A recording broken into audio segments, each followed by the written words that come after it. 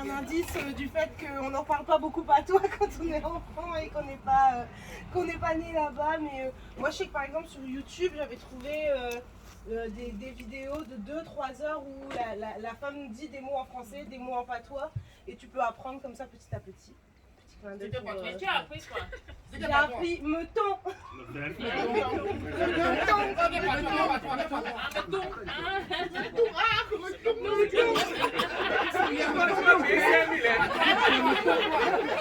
Non mais il faut applaudir. Mais c'est très bien.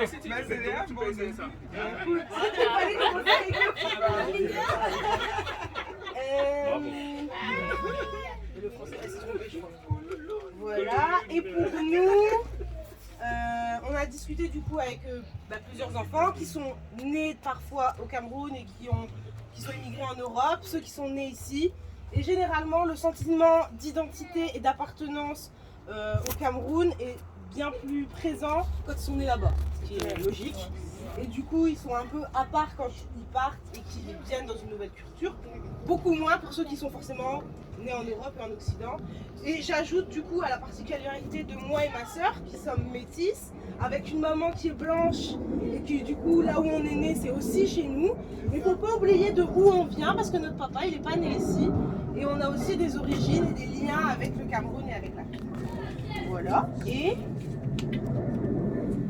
on a parlé de la musique aussi, que les enfants écoutaient beaucoup de la musique venant du Cameroun. Et la culture, notamment les expositions. D'ailleurs, il y en a une au Quai Branly qui termine très bientôt et qui est géniale. Jusqu'au 17 juillet. Voilà. Le chemin des chefferies. Sur le chemin des chefferies. Bamileke. Et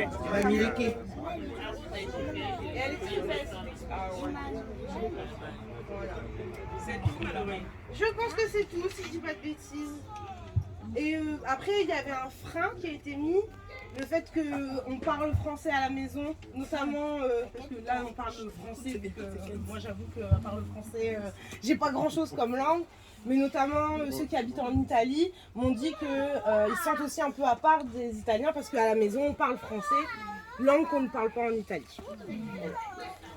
C'était nos exemples. Merci, on apprend.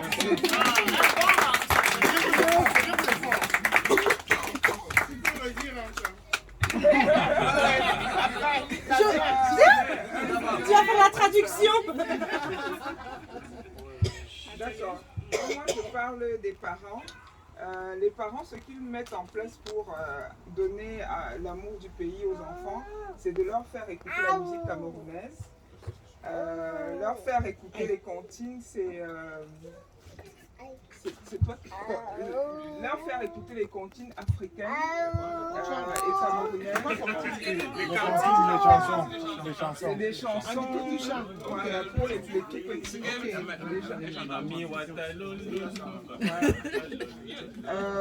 Leur apprendre le yemba.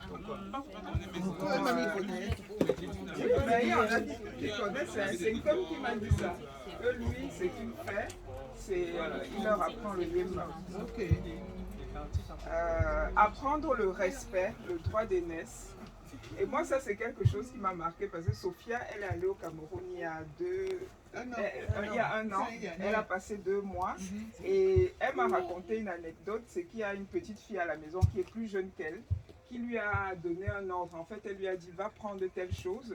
Et une tata a dit à la petite fille, mais non, c'est ta grande soeur, tu ne peux pas. Et Sophia, elle me dit, mais non, c'est pas grave. Moi, je dis, mais si c'est grave.